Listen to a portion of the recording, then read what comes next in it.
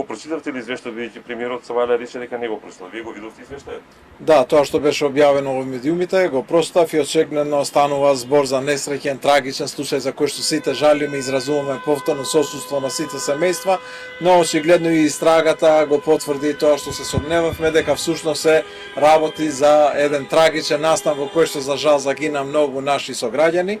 И согласно тоа, мислам дека и одлуките кои што ќе ги донесе премиерот се нели совпадливи со извештајот и со видувањето на обвинителството. Што значи тоа одлуките се совпадливи, дека ќе бидат прифатени оставките или нема, бидејќи сега според извештајот излегува дека само еден проложен кабел е крив и во проблеми во покривниот простор.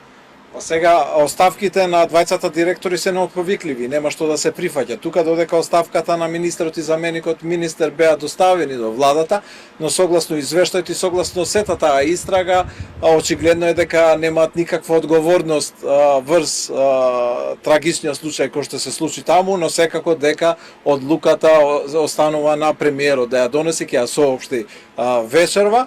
Во однос на увидите на обвинителството се јасно наведено во извештајот и на вистина е многу трагичен и жален настан и се надевам никогаш да не се повтори во нашава држава. Проблемот е сепак во таа морална политичка одговорност. Не е проблемот дека директно се одговорни, дека тие го купиле тој продолжен кабел со што сега излегува дека е вистинска причина.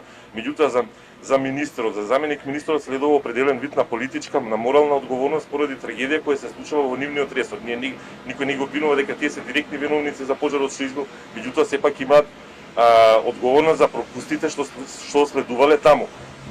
Моралната одговорност они ја прикажа на највисоко можно ниво затоа што ги поднесоа оставките до владата.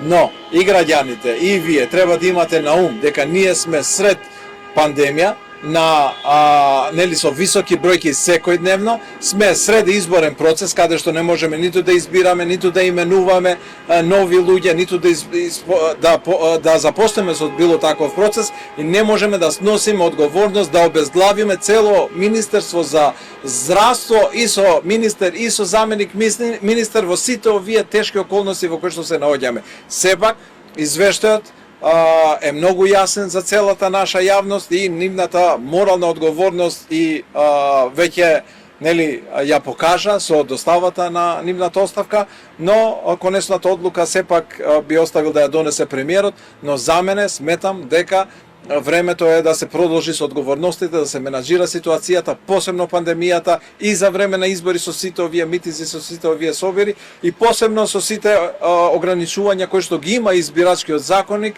во однос на избор и именување на или па и разрешување на лица. Меѓутоа, од ова што стати, вие сте против прифаќање на оставките, на понудените оставки на министерот Филипче и заменик министерот Хасани.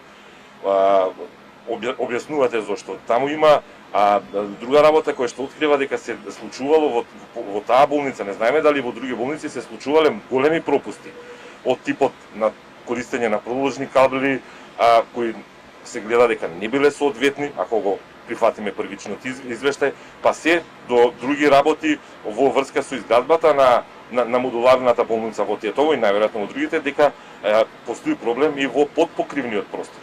Значи, кој сега за тоа ќе одговара? Пак е сега дека 14 луѓе загинаа, никој не одговара. Сега јас не би навлегувал во технички прашања затоа што всушност не ги ни знам и затоа ќе треба да се обратите во обвинителството.